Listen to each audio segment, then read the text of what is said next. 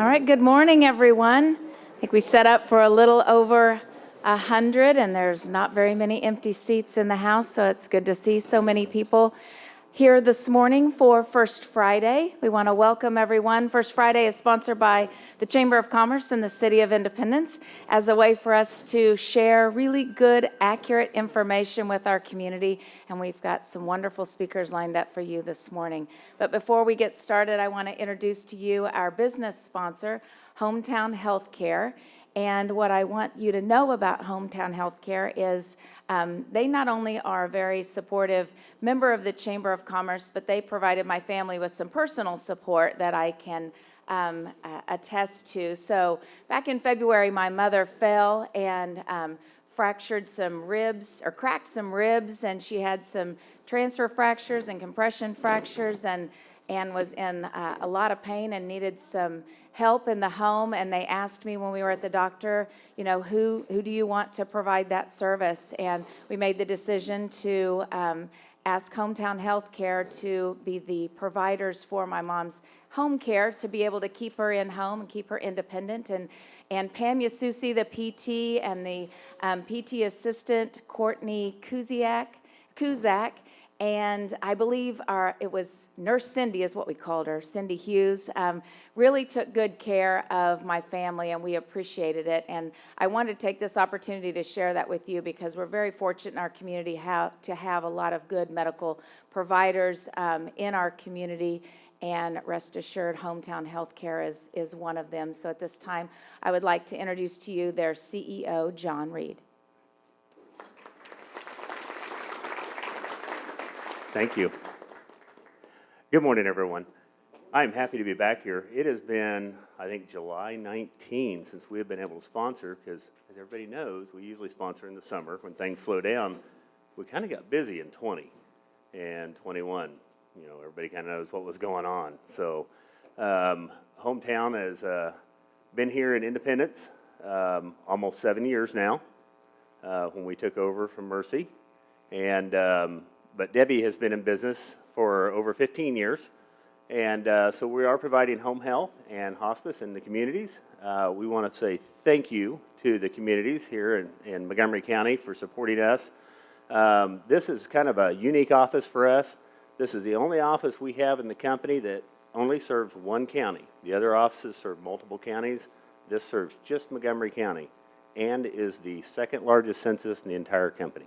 So you all are supporting us, and we appreciate that. We appreciate the support that everybody gives, and we do have an amazing staff that's serving everybody here. So a little bit that we did, you know, we got through the first part of the pandemic pretty well. Then when the second part kind of came around, we had some staff that we lost. You know, we had some new moms that didn't have daycare for brand new babies. We had some staff that went remote.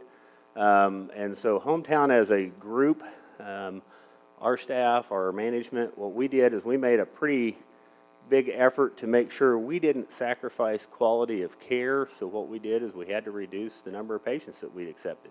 So we did struggle through some short staff times. I want everybody to know that we're back, at least 6 out of our 8 offices, we're back fully staffed, including here in Independence. So we are back accepting all patients, pretty much, as many patients as we have referred. We're accepting those again, you know. So, and we're still taking applications for staffing, especially on our aid services, because if we're a little weak, it's probably still with our aid services. We do work with Wilson Medical. That is who we get our therapy services. We contract with them, so big shout out to Wilson. We also appreciate our chamber. We support them. They do a wonderful job in our community, and so that's what we wanted to be here today and try to give back and say it's been a little bit since we've been here. I'm going to introduce our staff here that came today. One of the first ones is one I can't do without. Probably got more time on the job than I do. It's the only one that probably does in the company, and just an amazing, amazing nurse. She's our Director of Patient Care Services, and that is Kim Butler. If you get a chance to meet Kim, yep. afterwards, ask her about her experience and what she does. Like I say, huge asset to the company and a great leader. So sitting next to her, Tiffany Reddy. Tiffany is our clinical manager for our home health team. So sitting next to her is Tiffany Kemple, our hospice manager. And Tiffany is from the Sedan area, but local Southeast Kansas girl, and probably can't find a more professional manager anywhere. So, and next to her is Paula Stuckey, and she is one of our hospice RNs. So, Paula is definitely all about the care for the patients and their families. So, and I know that home health, everybody's like, yes, home health. We want to take care of the families and get them better. And then they're like, hospice, ooh. Hospice is just a word, and we all know that there's a progression in life, so please don't be scared of the word. Our staff isn't here to tell people or help them die. We're here to help you figure out how you want to live, and they will help you through that process. So please don't be scared of the word, and it's always better to get a team involved and help you sooner rather than later. So, and it's just like, as Lisa said, if you have any needs for health care, please give us a call. We are happy to be here in the community. Like I say, it's a great office, great community to be a part of, and we will be happy to come out and help and talk to you. So, thank you, Lisa. Thank you.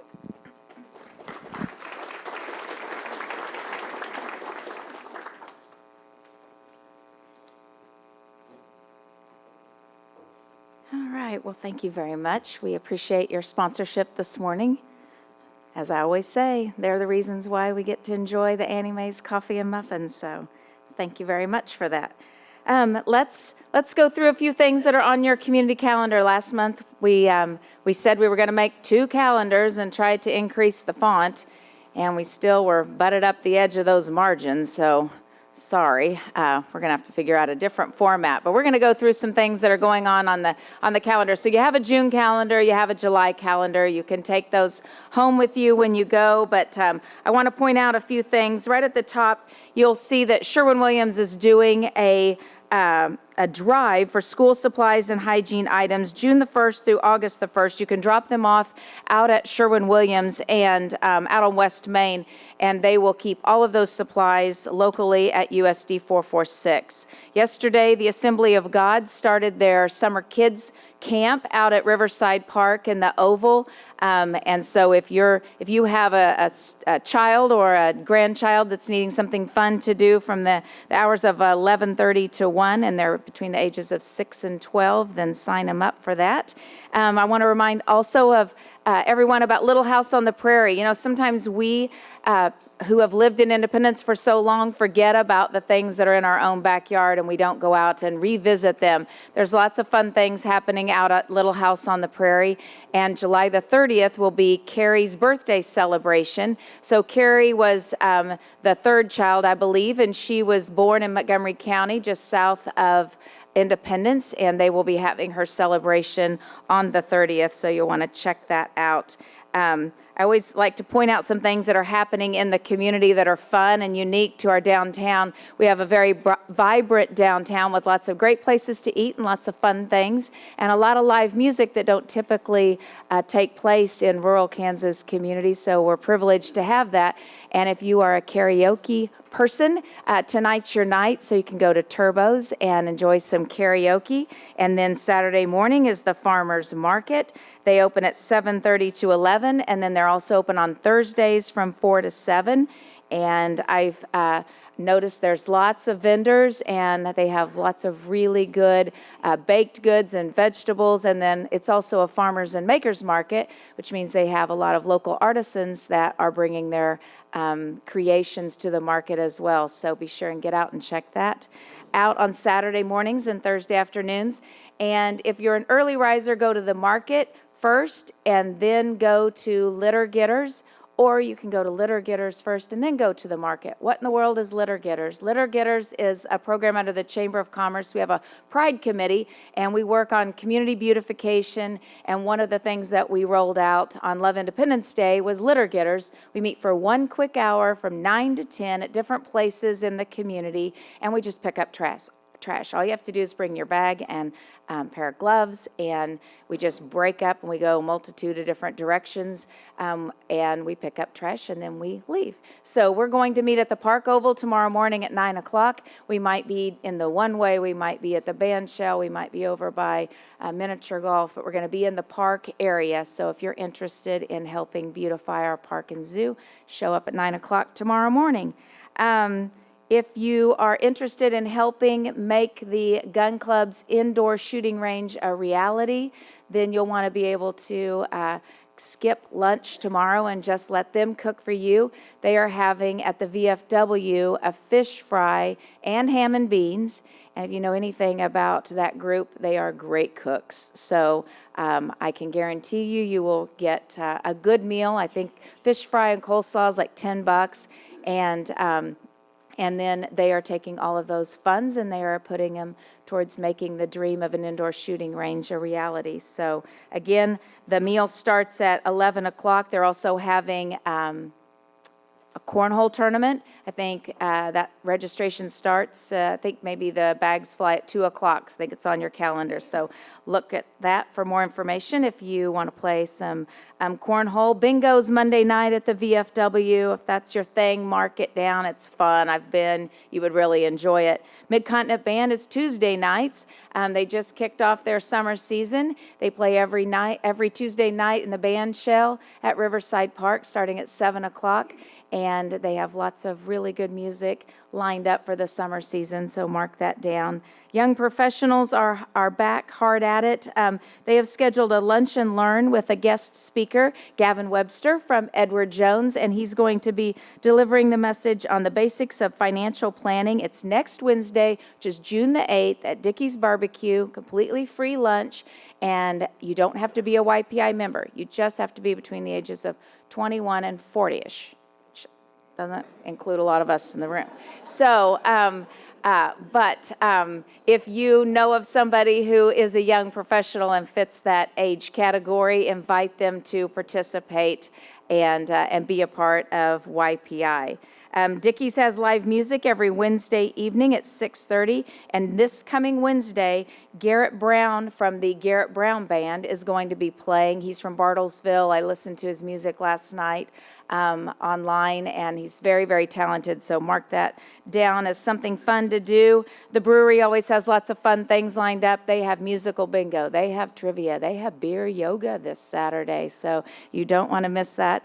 And on Friday, June the 10th, Tracy and the Time Travelers will be performing live, and I might also shout out that they will be hosting Business After Hours on June the 20th. That's a Monday night. It's a night that they're not typically open, and we encourage everyone, whether you're a chamber member or not, to join us for Business After Hours. It's from 5 to 6, and we've got lots of fun things planned, so put that down. John Hamlin plays acoustic guitar at Brothers on Thursday evenings.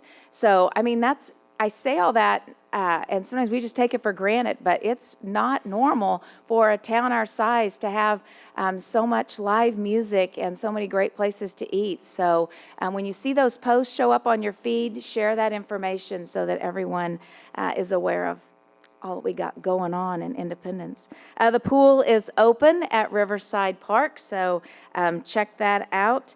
And also want to remind everyone that you can ride the train for 50 cents. You can ride the carousel for a nickel. You can play miniature golf for $2 and have lots of fun in the park and the zoo. And we have all of the park and zoo hours on a flyer that's over on our flyer table, as well as on our website and on the park's Facebook page. I mentioned lots of fun things at the park. Mid-Continent Band, and Scott's here to speak. But we had an individual, Nicole Villasmil, who has Yoga by Nicole, and she's doing yoga at the zoo, and it's next Tuesday at 7 o'clock from 5:45 to 6:30 in the evening. It's completely free, but she's asking that you make a donation, and those donations will go to Four Paws, which stands for Friends of Riverside Park and Zoo. And so it's a way to have fun, do yoga, and then give back to our park. And so think about participating in that. And then glow-in-the-dark golf. You guys got a lot of things going on out there. It's always the fourth Friday of the month, so mark your calendar for the 24th if you want to play some glow-in-the-dark golf. And then we also have amazing theater in our community. A children's summer theater will be taking place, as it always does, the month of June. So you can mark your calendar for June the 10th and 12th. That's the Wizard of Oz deleted scenes.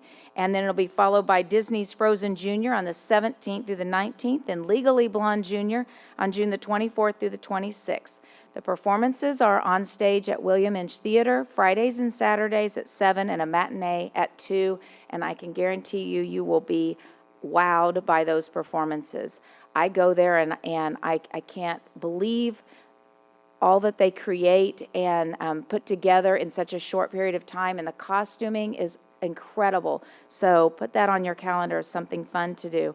The Zion Lutheran Church is celebrating 150 years. They're having an organ concert by Doug Feenan, and that will be on Saturday afternoon, June the 11th at 3:30, and Saturday evening at the Independence Historical Museum and Art Center. Mike Flood has organized yet another Meadowlark Lounge patterned after Bluebird Cafe, which I was watching a YouTube video about Faith Hill last night, and that's where she got some of her start was at the Bluebird Cafe. So we've got our own Meadowlark Lounge, so who knows what might happen there.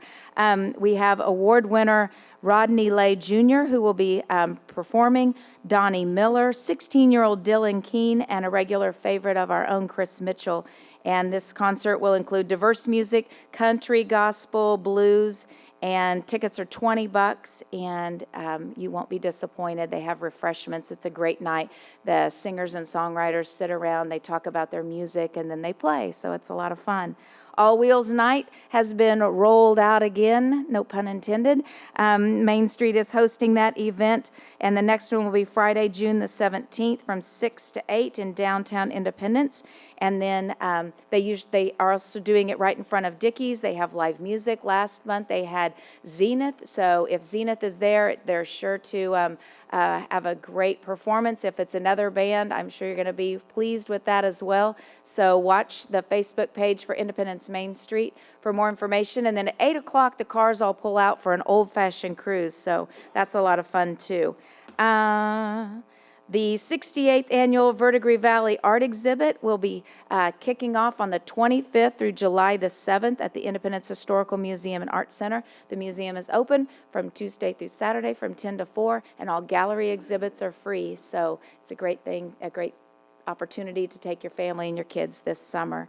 And we have a ribbon cutting at Indy Fitness this morning at 11:30. It's out on West Main, so I want to give a shout out to them. We appreciate their membership and encourage everyone to get healthy and consider using Indy Fitness as a means to get there. I want to congratulate Patriot Pest Control, who recently joined the Chamber of Commerce. We had a ribbon cutting for them right out front of the Memorial Hall earlier this week. And we're always happy to have new chamber members. And then last but not least, I'll tell you, we are having our golf tournament. It's always the second Saturday in July. So if you are interested in sponsoring the tournament, if you're interested in playing in the tournament, or if you're interested in helping with the tournament, see me. I can make that happen. And again, that is the second Saturday, so that'll be July the 9th. And then I'm going to say one more thing about July. Is the annual fireworks celebration, and that will be on the 4th of July. Mid-Continent Band will play at 7 o'clock. The fireworks will start at 9:30. It will be synchronized to some patriotic music on the radio at 102.9. And this marks 31 years for Jim Kelly as he has worked tirelessly to raise the funds for our fireworks displays. 31 years he has championed that effort. This year, he needs to raise over $19,000 to make that happen. Yesterday, Jim also celebrated 53 years at Community National Bank, and we all know that he is celebrating 12 years of representing us well at the state as our House of Representative for District 11. And so I don't know if he's here, but I say that because I can't think of a better gift to Jim Kelly than for all of us to contribute a small amount, a large amount, whatever you can to the fireworks display, because that's a lot of work to go. I mean, he's less than a month away, and go around and solicit funds for that. And you know we all enjoy that. So whether it's $10 or $100, whatever you can contribute, please see Jim Kelly, make that check out to, I believe, CFFI, the Community Foundation for Independence, and drop it by Community National Bank. And then tell Jim how much we have appreciated his efforts the last 31 years. You can get all the information on our website, our Facebook page. You can listen to it on the radio. We work hard to get out the information to community members so that you know all of the fun things that are happening in our community. And if there's something that I missed, a correction or something you want listed, please let me know and we'll be sure and share it. So with that, we're going to kick off our speakers. You guys, we have some really good speakers lined up this morning. We always do, and it's always a very eclectic mix, which makes it fun and interesting to hear from lots of different people sharing lots of different information. Scott Patton is, I don't know if we could still say Scott's new, but we're going to continue to say he's new. You can use that for as long as you want, okay? So he is the Riverside Park and Ralph Mitchell Zoo director. He also takes care of the beautiful Mount Hope Cemetery, and he is here this morning to give us a facilities update, tell us everything that's new and good at Riverside Park. So would you please help me welcome Scott Patton.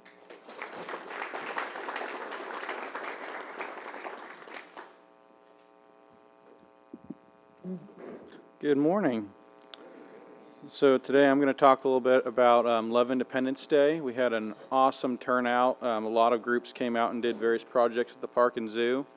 So I'm going to go through and tell you guys about some of the projects that they did, and then I'm going to go over some projects that we currently have underway out there.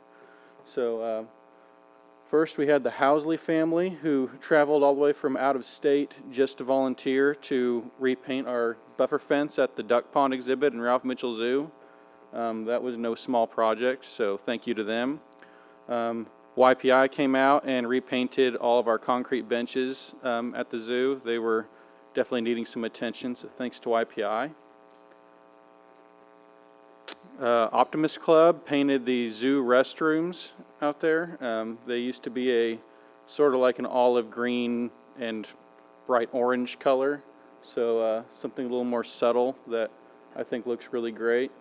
Hub Church took the other half of that project and repainted the Miss Abel Snack Shack to match the restrooms, so thanks to them. Kansas Teachers Union repainted the features in the miniature golf course, so appreciations to them. This is the hot topic. SEK Delta Waterfowl came out and repainted our lion statues on Oak Street. That turned into let's just say that was a larger issue than I expected it to be. Due to a slight oversight on the part of yours truly, we got the wrong kind of paint, and it caught your eye. We'll put it that way. But they did a really great job, and yeah, that turned into actually a really great opportunity for some publicity for our community and our town. So it all worked out. Thanks to Edward Jones Financial for coming out and planting all of our annual flowers in our beds around Logan Fountain and all of our urns. So I believe that was all. Oh yeah, and then Chamber of Commerce for litter getters. They came out and walked the one-way and picked up trash on the one-way, so thanks to the Chamber for that. They were the only ones I didn't get a picture of, so sorry, Lisa. Thanks to all who volunteered. So ongoing projects at Riverside Park and Zoo. We renovated our garden house, which serves as the park office. It hadn't had any work done to it since I think probably at least the 70s or 80s. So we built it was all one big room, so we built a wall and made a separate office and utility closet. We updated our electrical and lighting, new carpet. We had a one window unit for AC, so we upgraded that to a split heat and air unit. We had some termite damage and active termites, so we got that taken care of, and a new door frame put in where that was damaged. And then we put some fresh paint on it. So that project was completed in early spring. We're currently in the process of working on our zoo master plan. It is in 3 phases. Phase 1 has been completed. That's the analysis phase and analyzing what we have and what we need. We're currently in phase 2, which is product development of the plan. And then phase 3 will be implementation plan for the master plan. That is expected to be complete. The whole thing is expected to be complete by late September, early October, somewhere in that time frame. Yeah, so that's going to be a 25-year plan to lay out all of our projects for Ralph Mitchell Zoo. We're working on an electrical upgrade to Riverside Park and Ralph Mitchell Zoo. Currently, we have a firm, professional engineering consultants, is doing an evaluation of our current electrical service to all of our buildings and facilities out there. This project will also be done in phases, so each phase will bring upgraded electrical service to a different part of the park or zoo. The first phase is expected to begin in fall of this year or spring of next year. Kittyland restrooms and sidewalks are nearing completion. They've had some setbacks due to weather and some other issues that have kind of delayed it, but sidewalks are probably 85 to 90% done. The restroom is probably 80% done, and once those are done, we get new sod in there, then it'll be open. Conservatively, I'd say that end of July would be a good estimate for when that'll be complete and open again. Our Atchison, Topeka, and Santa Fe 1050 steam locomotive we're raising money to restore that. That was delivered to Riverside Park on July 1st, 1955. It was manufactured in 1902, so 120 years old. It's the first of 103 Prairie-type steam locomotives that were ever manufactured by Baldwin. It currently needs some significant remediation and structural work to be safe for public access, and that project is going to be funded almost entirely by donations to Four Paws, and they're preparing to kick off their fundraising campaign, so keep an eye out for that. Another Four Paws project that they're working on is a sensory garden for Riverside Park Playground. That's still in the planning stage, the early planning stage, but that's a rough sketch of what it would look like. It's 100% ADA accessible, so it's great for kids that have disabilities. And that'll be mostly funded by funds raised at Zoo Brew in 2021. So that's all we got right now. Thank you.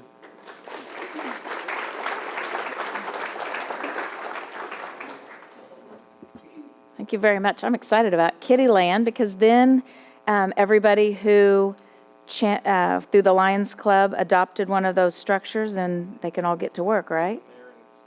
That's right. That's right. So, and next up we have the assistant principal at the high school, Michael McCambridge. So he wears lots of hats at the high school. And one of his hats that he has on today would be his teammate's hat. And so, as I always try to encourage everyone to participate in things that they hear about and learn about at First Friday, this is one of them. So I've got on my Teammates shirt this morning, and you're going to learn more about what Teammates is and the impact that it's going to have on our community and the youth of our community in particular. And so I encourage you to give some thoughtful consideration to participating in this program and also sharing that message with others that you believe would be assets to the Teammates effort this fall. So at this time, would you please welcome the assistant principal at Independence High School, Michael McCambridge. Thank you much. Lisa already gave a pretty good talk about the program. I feel like I can just smile and sit down. But as she said, yes, I'm the vice principal at the Independence High School, and it's a purpose of a lifetime. I'm appreciative every day to be a part of this community again at our high school. which is the number 24th ranked school in Kansas. So, yay. Something that we're really excited about is this new opportunity for mentoring. So I'm just going to ask the room here. There is probably some of the brightest people in Independence in this room right now.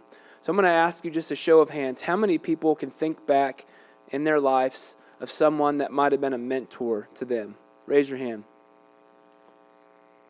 And for those viewing on Facebook, you can raise your hand too. Give it a like.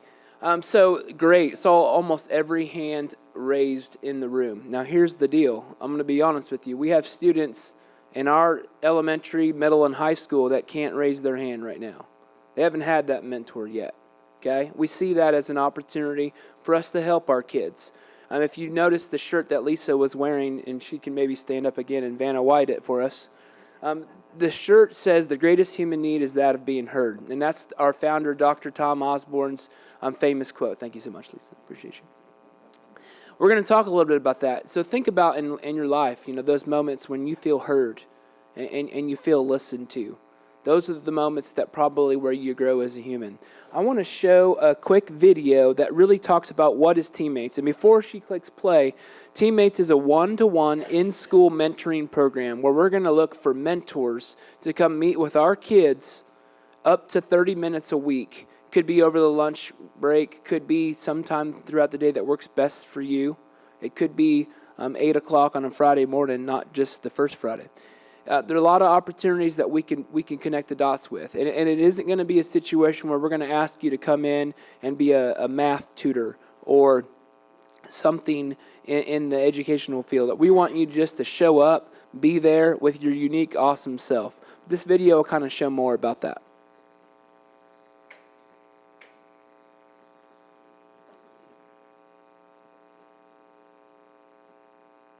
Anticipation.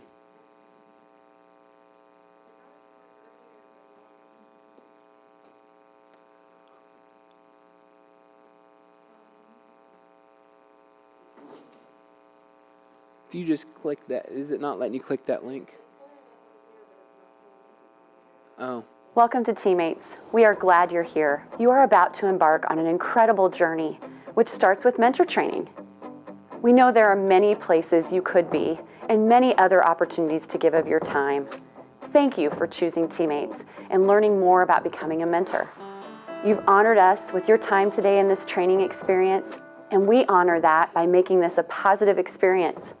Training is a great way to practice mentoring, being present and in the moment with one another. Teammates' mission is to positively impact the world by inspiring youth to reach their full potential through mentoring. Our core values are commitment to youth, safety, integrity, trust, and inclusion. If it doesn't work, I'll sum it up really well. You just give me the nod when you, oh, there we go. Little mentoring right there in action right there.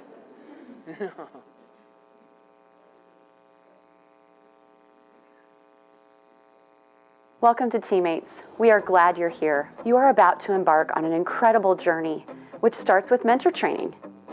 We know there are many places you could be and many other opportunities to give of your time. Thank you for choosing Teammates and learning more about becoming a mentor. You've honored us with your time today in this training experience, and we honor that by making this a positive experience. Training is a great way to practice mentoring, being present and in the moment with one another. Teammates' mission is to positively impact the world by inspiring youth to reach their full potential through mentoring. Our core values are commitment to youth, safety, integrity, trust, and inclusion. Let's talk about those a bit. Our commitment to youth is long-term. Teammates intends to match mentors and mentees for many years, from as early as 3rd grade all the way through high school. Our hope is the mentor-mentee matches stay together through high school graduation and even beyond with our post-secondary opportunities. A mentor is a long-term promise keeper, a forever friend. We are here to do what is best and what's safest for kids. Safety is of highest priority in Teammates. As a school-based mentoring opportunity, all of your meetings with your mentee take place at the school, and all the communication is through the school. Through this transparency, we maintain the safest mentoring experience for our mentees and our mentors. This safe experience honors the integrity of our program. Started in 1991 by Coach Tom Osborne and his wife Nancy. As our organization continues to grow, our core values remain unchanged. Mentors honor integrity by being a promise keeper in their mentee's life, showing up for their mentee, and honoring the safe boundaries of the teammates relationship. This trust building with your mentee takes time. Showing up with your authentic self empowers your mentee to feel comfortable doing the same. We have a great deal of diversity among our mentors and mentees, and one of the more powerful reminders is the generation bridging that is part of the teammates experience. Your mentee is experiencing their elementary, middle school, or high school very differently than the way you did. Teammates is for all students, and we look forward to the ways your mentee will share their real-life experiences with you. Our founder, Coach Osborne, often refers to the 3 roles of a mentor: agape, affirmation, and visionary.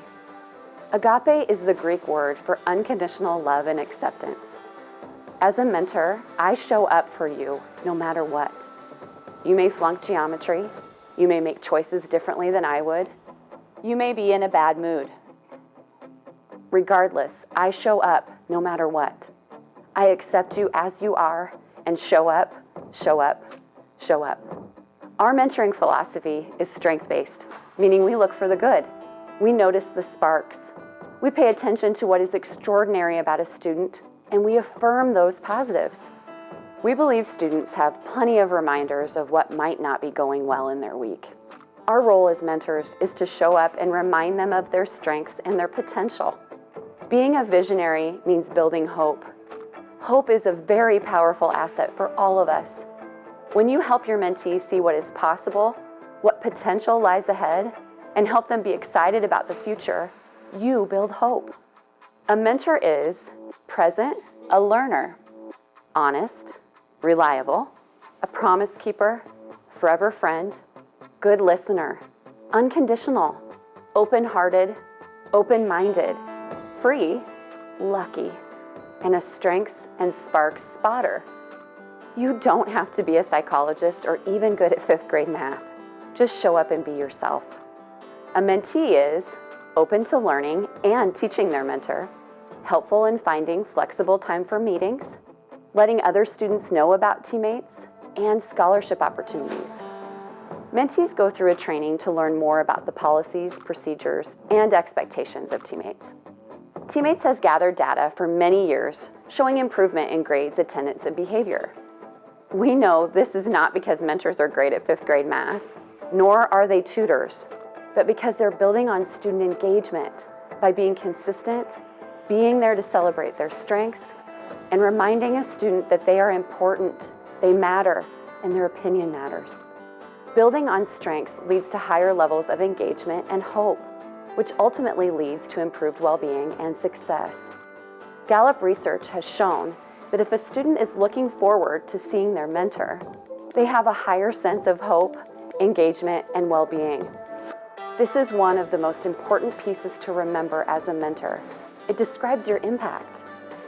Just simply being someone your mentee looks forward to seeing has an impact on hope. High hope kids do amazing things, both in and out of the classroom.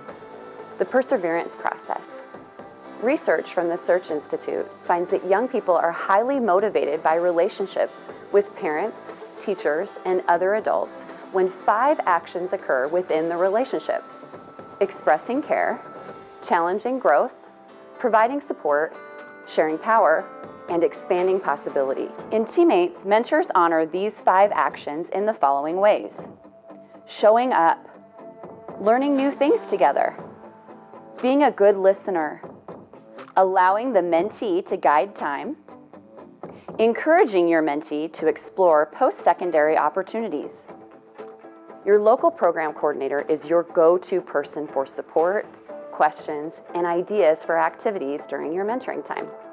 They're likely the person who is doing this training with you, and they're excited to get to know you better so that they can make the best possible match.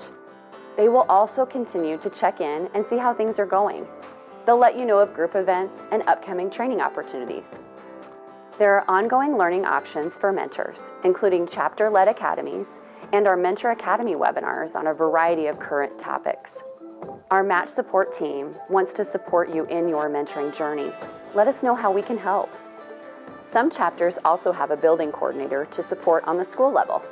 Your building coordinator is your go-to person at the school with questions or concerns. Building coordinators witness the engagement of mentors and mentees and often tell us, when a mentor simply shows up week after week, year after year, they remind a student that they matter, that they are important. Thank you for letting us show that video. Just a couple last points that we want to make, or a few other introductions as well. So this program, in essence, is an in-school mentoring program. Matches meet at the school. All communication comes from the school. We don't ask our mentors to be Facebook friends. We ask our mentors to be face-to-face friends. There's a variety of trainings that come with that. So we're not going to put a mentor in a situation where they're uncomfortable or unprepared. We'll have a plethora of options, not just games, but again, the training that comes with that. We're going to be starting this program 3rd grade through 8th grade in our schools at Jefferson and Independence Middle School. So just wanted to introduce our coordinators of those schools. So our 3rd through 5th grade coordinator is Miss Alicia Sanders, if she can wave to the audience here. And then our 6th through 8th grade coordinator is Lindsay Richenberger. And again, that program will eventually bridge to the high school as well, as the hope is if you're matched with a student in 3rd grade, you move with them all the way through 12th grade. What do we need from you real quick in the final thoughts? We need mentors. We need folks to help spread the word. We need anyone that might be willing to participate in some facet. But if there's more questions that you have, any information, is there one more slide by chance, or there wasn't? No? Okay. I'd invite you to go to the Independence or IndySchools.com website under Teammates, under the menu. All of the information, including their contact information, is there. There's a lot of hope that we can give to our kids, and higher hope kids are more academically successful. Thank you so much.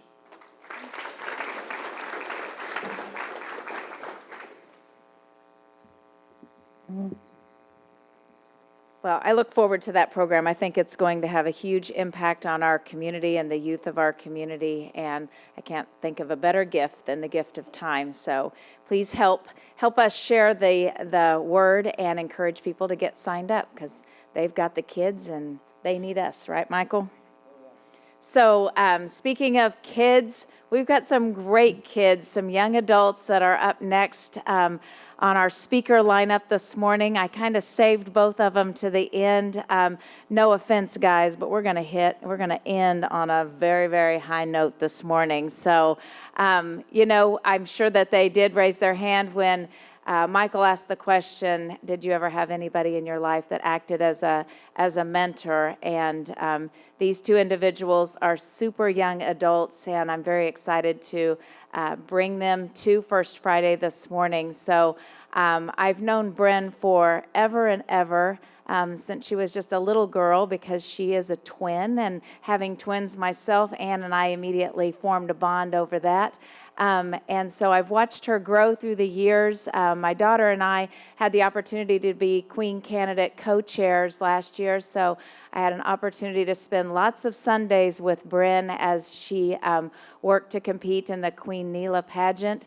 And I'm super, super, super excited to see all of the great things that she's going to do as she stands on the stage and competes for the title of Miss Kansas. Bryn will be leaving on Tuesday, and I know that we will all wish her well. So would you please welcome to the microphone, Bryn Birdie.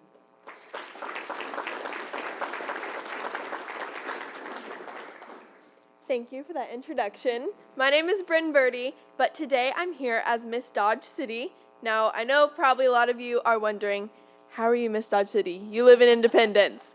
But once I did Queen Neela and got really involved in the pageant system and ended up loving my experience, I wanted to keep going. So I joined the Dodge City pageant, which was January 8th, and I competed there and got the title of Miss Dodge City.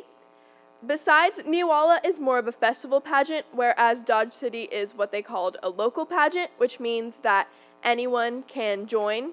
So I got to be Miss Dodge City, and now I do make a lot of drives to Dodge City, which is a very long drive, but it's definitely worth it. I've enjoyed my experience so much so far.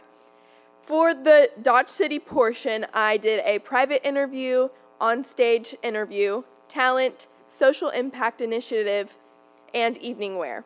So for the social impact initiative, my social impact is Battle On, fighting against childhood cancer. I'm sure a lot of you are aware of the Blake Birdie Cancer Foundation within our local community. I wanted to bring that forth to the Miss Kansas stage so that I can create a further impact and really fight for childhood cancer research. I know that now, out of all of the government funding that goes towards childhood cancer, only 4% is allocated directly towards childhood cancer research, and there's a lot of different treatments that are required for children compared to adults, and so I'm really advocating for more funding towards specifically childhood cancer research. And after my Dodge City experience, I started going there more often to do certain community events. I've been to their Winter Expo, which was an event where a bunch of different local businesses went to one big area and you got to meet with different businesses, see what everyone has to offer. It's kind of like Independence. I see a lot of similarities. They have a really great community there too, and it's really nice to be able to represent two different communities at once. And so with that, I've also been preparing for Miss Kansas, which is next week. I leave Tuesday and we start prep work in Pratt, Kansas all week. I perform my talent Thursday evening. Friday evening, I do my onstage interview and social impact initiative. And Saturday is final day. So June 9th through 11th will be my competition days. Super excited about that. I've been preparing for it ever since I got the title of Miss Dodge City, which is pretty expected. Most of these girls that I'm with prepare from the time they get their title to the time that the competition comes. For me, it's been about 5 months. Some girls have had more time depending on when they earned their title. And I'm so excited to be able to go to the Miss Kansas stage. I think it's going to be a great opportunity, and the organization really provides so much. They've moved away from more of the beauty pageant stereotypical view that so many people have for pageants, and they've really made it into a scholarship competition that helps women be able to earn scholarships to pursue a higher education, which I'm so grateful for because I'll be attending KU next year, and that's going to be very helpful. It also helps with so many like public speaking skills and being able to communicate with other people, and even the crown, like everything they do symbolizes something that they want the girls to earn within the organization. So there's 4 points on the crown, which is scholarship, success, style, and service. They really want to create an organization that encourages women to promote all of these symbols within the community, and they want them to make an impact that will help the next generation and everyone in our community to be better. And so I love being a part of an organization like that. That's really awesome to be able to have an impact on my community. I'm very grateful for this opportunity. And it's also helping me as I go to KU. I'm going to be double majoring in journalism and women's gender and sexuality studies. So being a part of an organization that both helps with my communication skills as well as promoting women, I feel like that's a perfect mix of an organization that helps me for my future career. So I really love this organization, and hopefully my goal is, while the time that I'm competing, to get a more local pageant besides Queen-Ela. I know that's more of a festival pageant, but I want a local pageant somewhere in SEK so that it's more accessible for girls from Southeast Kansas to be able to compete in this type of stuff, because the 4-hour drive is really kind of hard, you know. But I'm hoping that we can create more opportunities for women to get involved in this, because it is a really great organization and provides a lot. I've already earned a lot of scholarship opportunities from this organization just from a local title, and I know Miss Kansas earns even more scholarship opportunities, and with that title she's also able to promote her social impact to the whole state and the national level as she competes for Miss America. So it is very awesome to be able to promote Independence and Dodge City as I hold this title and go to different community events. And that is it for me. So thank you so much.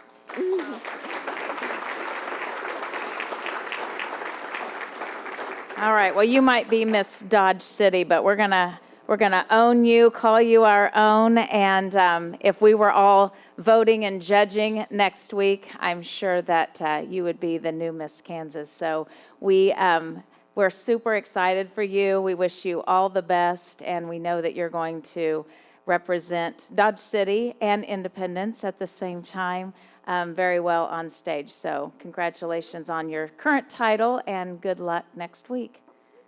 So next we have another high school individual. Well, they're all graduated now, so they're high school alums.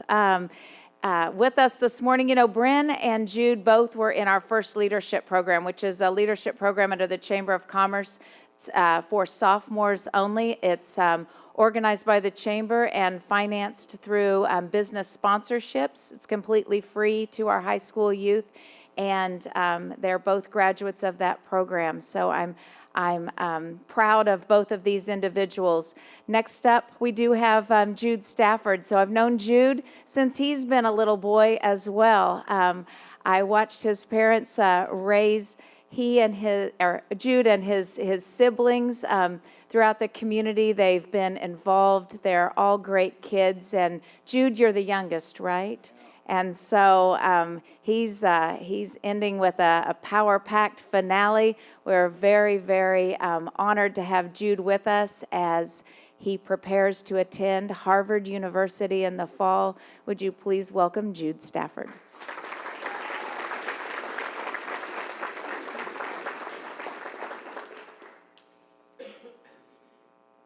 Awesome. Good morning, everyone. So, I mean, this is just a great event this morning, right? I mean, we have some incredible topics. Park and Zoo looks phenomenal. I love the Teammates program. I know I wouldn't be where I'm at right now without like all the mentorship and help that I've had up to this point in my life. And I mean, maybe the next Miss Kansas as well. And I mean, and stack that on top of our incredible sponsor with Hometown Healthcare and like incredible First Friday, right? And I don't really know what Lisa's talking about calling us young adults. I'm pretty sure I woke up this morning with back pain. So, life's really sneaking up on me. So, as I look into the audience, I see a lot of familiar faces, perhaps the majority. But if you don't know me, my name is Jude Stafford. I was born and raised here in Independence. I have 6 other siblings. All of our initials are JLS, and everyone graduated from IHS. So yeah, that's a pretty cool, neat fact about me, I guess. And this fall, I get to make the big move up northeast to Cambridge, Massachusetts, right outside of Boston, to attend Harvard. This is the reason Lisa asked me to speak today. I want to share with you all some of my plans for the upcoming years and my rough draft plans for the future. I hope to also cover some of the reasons why more kids from Independence don't share similar plans as me. Also, if you have questions or something that you would appreciate elaboration on, feel free to text me or find me afterwards and ask them. I'll be happy to answer them to the best of my ability. I can't promise you the answer that you would like, though. And I know I'm dealing with a lot of like business professionals and everything this morning, but I hope that concept of this presentation can be a little bit more informal. So I'm going to go ahead and start by telling the story of my Harvard acceptance. First off, let me make it known that the college admissions process is terrible. An acceptance to a T20 seems equivalent to a unicorn, and the piling up of rejections and wait lists will never fail on demeaning the college hopeful student. As the years go on, the acceptance rates of colleges across the country continue to decline, despite the already incredibly low percentage. At this point, simply deserving to go to these schools isn't enough. Each applicant must do something or have something that places them one step above everyone else applying. I wish that I knew exactly what my factor this last admissions process was, but to be completely honest, I don't. Because of that, these acceptances are so rare. And I guess a little tidbit of information right here, but if I truly believe that if I had to guess like what my factor was, it's the fact that I'm from Independence. I'm planning on majoring in economics. Independence is a economically underdeveloped region of the country, and I think that plays a huge role in the reason that I got in. But originally, I'll get back on track here. Yeah. Originally, I planned on doing what's called shotgunning, and no, it's not what everyone thinks. Basically, shotgunning means sending out applications to tens of different highly ranked universities in an effort to possibly gain acceptance to at least one of these schools. This is a very common method nowadays. Most students applying to top universities do partake in shotgunning. While I was reflecting on my plan back in December, I decided that I wasn't going to shotgun my applications. I picked out just a couple of schools that I was interested in attending, and I felt that if I were to get accepted in the universities that were lower on my preference list, then it would be somewhat unfair to those that got waitlisted or rejected, because I didn't really want to go to those schools. The two schools I picked to apply to were Washington University in St. Louis and Harvard. I'm assuming that everyone knows what Harvard is, but there are probably a lesser number of people who are familiar with Washington University. Washington University, also known as WashU, which is probably how I'll refer to it for the rest of this time. But WashU is another T20 university in St. Louis, Missouri. It's a small liberal arts university with a record low acceptance rate this year of 10%. This number is incredibly small, but it appears massive when compared to the acceptance rates of other well-known prestigious universities this year. Northwestern in Chicago and Northeastern in Boston both shared an acceptance rate of only 7%. Rice University dropped to 8.6%, which I'm sure lots of people know, but we also have an Independence kid at Rice right now with Ian Oliver, which is fantastic. Tufts dropped to 9%. Johns Hopkins only managed to accept 6.5% of their applicants. MIT, with no surprise, hit a record low of 4%. The Ivy League acceptance rates were Cornell at 8%, Dartmouth at 6.2%, Brown at 5%, UPenn and Yale both at 4.4%, Princeton roughly at 4%, Columbia at 3.7%, and Harvard at 3.1%. All, once again, record lows. To go off on a quick tangent, a large reason for these incredibly low acceptance rate was the new test optional policy, adopted by nearly every university in the nation due to COVID. MIT, they kind of started everything, but they already announced that beginning next admission cycle, they will once again require ACT and or SAT scores, which means that many other universities, mainly the ones that I just listed, will once again require test scores. To give an example of how this affects admissions, I'll give a comparison between myself and a theoretical student. We'll call the theoretical student Jeffrey. My score's not the best in the world, but it was rather high, just not compared to many of my classmates next year. I scored a 33. Jeffrey, our imaginary friend, scored a 28. Just from examining test scores, I would look like the obvious choice for admission of the two of us, but we need to factor in the other elements of admission. Let's say Jeffrey has phenomenal extracurriculars, great essays, and an incredibly high GPA. Jeffrey can now apply to these top universities and not report his ACT score. By all means, a 28 is a phenomenal score, way higher than the national average, but it just isn't all that competitive for top universities, especially nowadays with how competitive admissions are. So now, due to the lack of test scores, Jeffrey is just as, if not more competitive than most applicants. So I hope you can see how the addition of test optional policies have made the process much more interesting, for lack of better words. There's a huge debate over the test optional policy, but I'm not going to be diving into that this morning. So now that I'm done ranting about that new policy, I'll get back on track. So yeah, I applied to WashU. WashU was realistically my number one choice for a couple of reasons. It's right in our backyard, at least compared to most of the other schools that I was considering. They have a great economics program. I think I would have a great chance at getting an internship with Edward Jones Home Office because it's 10 miles away from campus. I felt that I stood a very realistic chance at getting in, and finally, I thought there was zero chance I would get into Harvard. I filled out my WashU application weeks early and revised it numerous times. I applied as an economics major. March 24th came around, and I was sweating the entire day. I knew that if I didn't get in, then I would end up at a state university the following year, By all means, we're lucky to have such incredible state universities in Kansas, but that just wasn't the type of education I was looking for. While at the gym, I received my email notifying me that my decision had been released.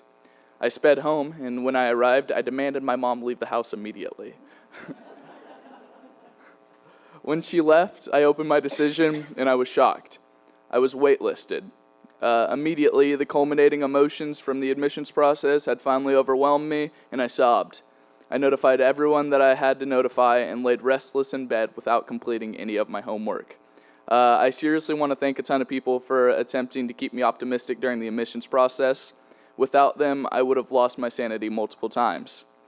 This, along with my rejection from K-State with the Veneer Scholarship, it was a full-ride scholarship that, again, I felt like I had a realistic chance at winning, but I didn't end up winning that. But the WashU waitlist and the rejection for the Veneer were some of the most humbling experiences of my life up to this point. And even though it's not quite as detrimental now, and I haven't told anyone this actually besides my mom, but I was officially rejected by WashU on Wednesday, as they notified me that their incoming class is full and they would be accepting no one off of the wait list. A week later, on Ivy Day, the 31st of March, I was at the state FBLA competition, and I knew for a fact that my Harvard decision was being released later in the evening, but I was positive I wasn't getting in. I had received an interview, and I felt that it went very well, but still, I thought I stood zero chance at getting in. I even talked to my academic advisor from K-State at the conference because they had a booth set up, and I assured her that K-State is where I would most likely be spending the next 4 years. On the van ride home at around 5:45, I knew my decision had been released, but I still didn't want to check my portal. I got home at around 6, and I still didn't check my portal. It wasn't until around 6:30 when I actually got out my laptop to do homework that I checked my decision, and it was honestly just because I had my laptop out anyway. I wasn't expecting much, but I decided to take a look. I opened my portal, and there was no confetti or anything on the screen, so I was like, okay, rejection expected, right? And then I looked at the first word, and it was bold and underlined, and it was congratulations. And I was puzzled, to say the least. I immediately thought that they were congratulating me on getting placed on the wait list, because WashU did something similar. They were like, we're pleased to offer you a spot on our wait list for the class of 2026.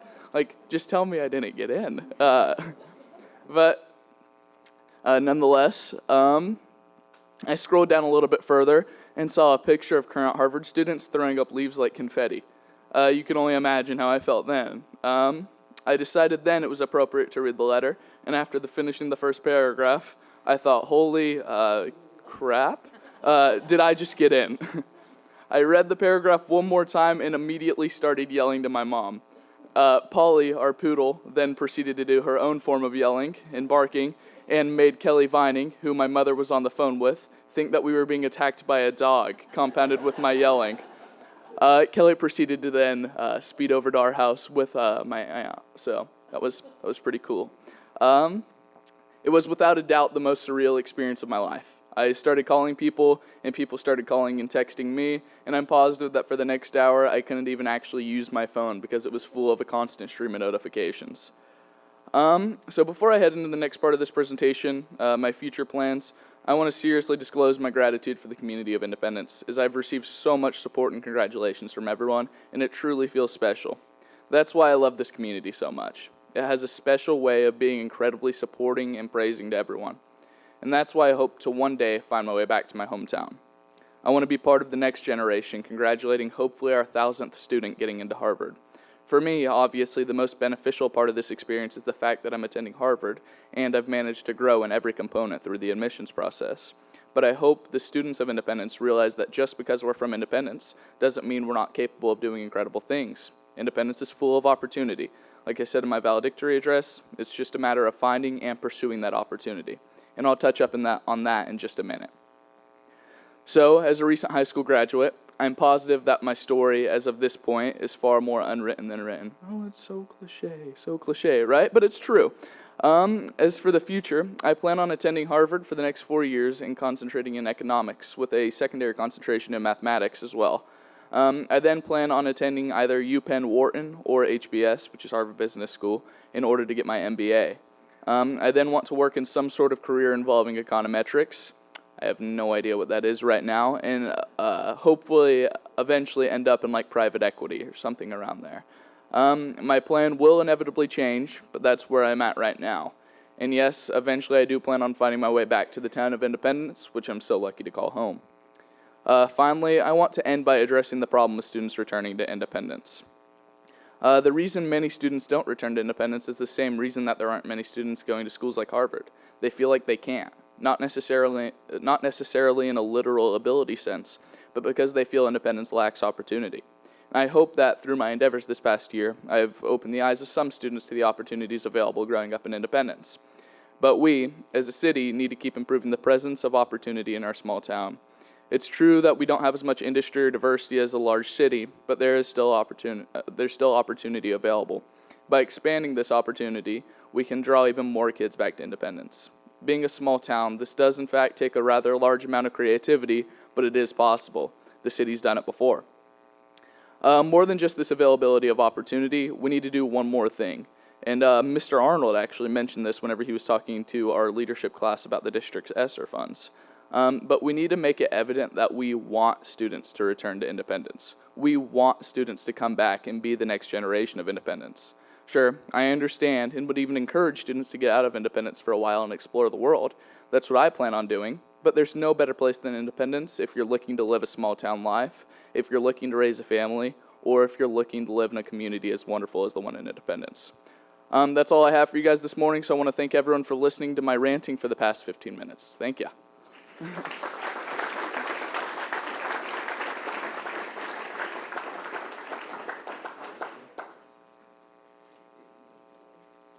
I want to take a second to find a couple of mamas in the room. So Ann Birdie and Mary Ellen Stafford, would you please stand up and be recognized as the moms of these two great kids? You guys raised some good ones, and I also want to point out, I apologize, Jude, but yes, he was the valedictorian of the class, so another amazing accomplishment. It's time to do our shout-outs. Everyone knows who they are, so if you want to come on up and get in line, and we will get ready to hear from each of you. Come on over, let's see. Gail, you want to come first, and then John will be after that, and we'll follow up with Jim. It's ready for you. Lisa squeezed me in, and I'm very grateful to her, but I wanted to let you know about KGGF Radio 7th annual auction. Can you hear me? Is that what you Hold it up. Can you hear me now? It's on, you just need to put it to your mouth. Here? Yep. Hello. Okay. I'm with KGGF Radio, and we're having our 7th annual auction, June 11th, a week from Saturday, at the Coffeyville Recreation Center. And we have a lot of local people that are participating, our own that are here. Cask and Grove, Michelle and James are going to participate, but a lot. It's all new stuff. And the doors open at 8 a.m., and you can look around and see what's happening, what you want to bid on. And then it starts at 9 o'clock, and it's usually over by about 11 o'clock. And if you want more information, get on our website, www.kggfradio.com. Thank you. And you can just keep on coming.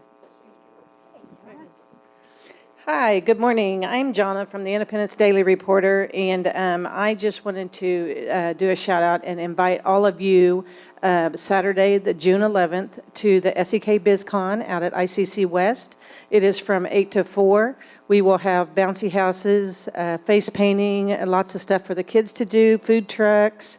So come out and do some eating and come on in, and it's all indoors, so we will have a nice, cool place to for everybody to check out all the businesses. Thank you. Good morning, everyone. I'm Jim Correll, the director of Fab Lab ICC out at Independence Community College. Many of you know that for 4 years we've done a STEM camp sponsored by the Verizon Foundation for middle school girls. And we are doing that again this year, but this year we are including boys. And it will be separate but concurrent camps out on the college campus, and it'll be from July 11th to 29th. So it's 3 weeks long, a day camp, 9 o'clock in the morning till 3 o'clock.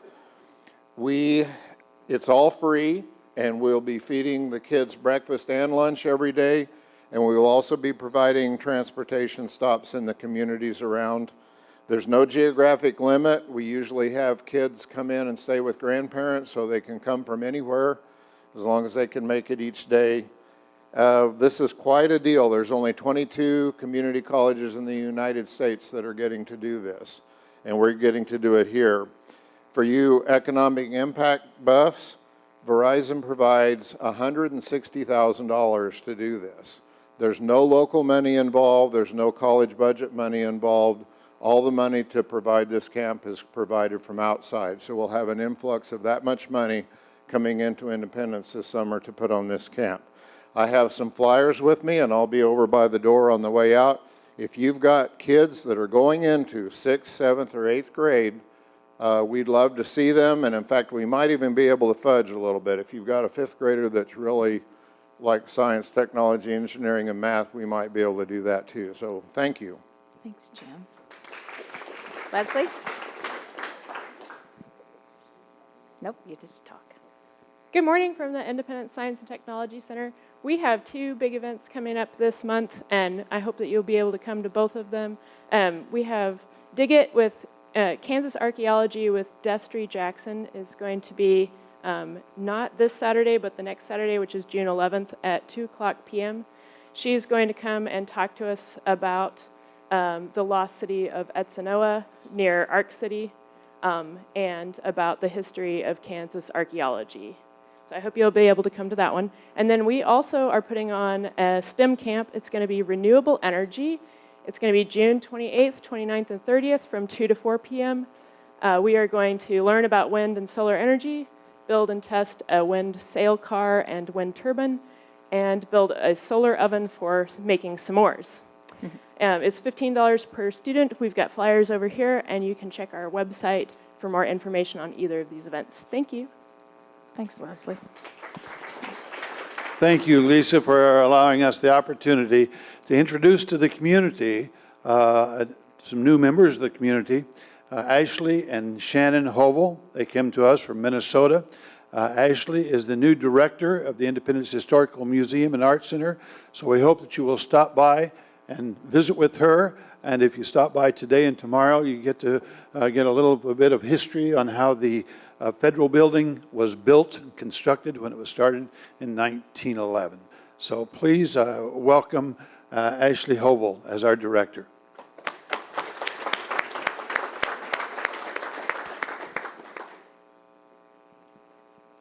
Hi, I'm Aaliyah Bannon, and this is Jessie Bannon. We are opening Twinsburg Boutique at 311 North Penn. We are excited to bring Western apparel, jewelry, accessories, and more to Indy. In addition to our items, we are proud to offer locally handmade items from some talented friends of ours. We will be open Thursday and Friday to get a feel for things. Please join us Saturday, June 11th for our grand opening. We have free goodies for the first 25 purchases, snacks, and a grand prize drawing. If you haven't gotten one yet, grab a flyer before you leave for a discount on your purchase. Thank you. Thank you. You can give that to Jim. I'm really excited about Aaliyah and the Twinsburg Boutique. So it's nice to have a new store in downtown Independence. So be sure and grab one of their flyers from them. All right, Jim, you're going to finish us off. Tell us what we need to know. Well, there are. This is on the fireworks fund drive, and there aren't any mountains in Independence, but I've got one here. Total needed $19,750 for the show this year. So far collected $4,800. So as of yesterday afternoon, we still need to collect $14,950 for the fireworks show. So that's a mountain right now, but we'll make it over it. So anyone that would want to donate, be interested, they can send it to care of me, Jim Kelly, Community National Bank, Post Office Box 687 in Independence, or we have both our main bank and our drive-in downtown, and it can be just dropped through there, and they'll get it over to me. So still have basically a month to go, but $14,950 to raise. So I appreciate everyone's help, and as always, appreciate everyone that's let this show go on for so many years. Thank you, Jim. Jim, you weren't in the room when I talked about you earlier, we celebrated the fact that you have been helping us celebrate the 4th of July for 31 years in all of your efforts to help us raise the mountain of money that it takes. So on behalf of all of us in the entire city, thank you so much for 31 amazing years of making sure we have a great 4th of July.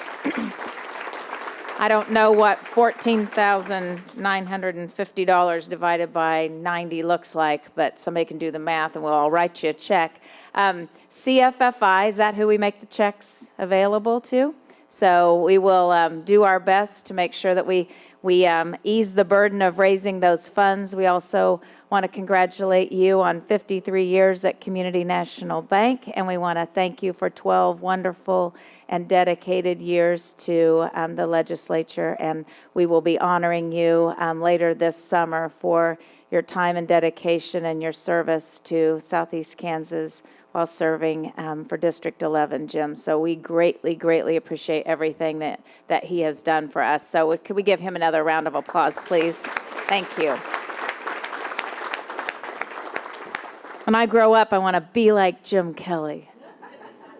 So at this time, I want to thank John Reed again and all of you with Hometown Healthcare.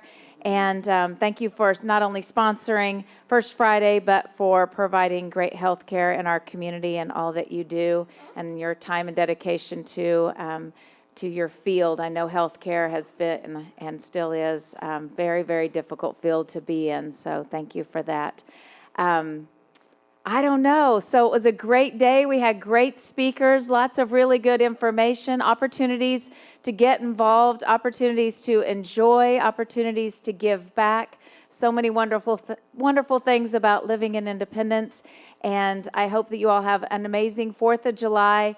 And I want to just, again, thank our speakers for presenting this morning. You guys did a great job. And Bryn and Jude, we wish you all the best and so much success and happiness as you spread your wings and you fly from Independence. And we know we'll see you again, and maybe someday you'll fly right back home and make a difference in our community. So thank you very much and good luck. Have a great weekend. Enjoy your 4th of July, the month of June, and we'll see you next month.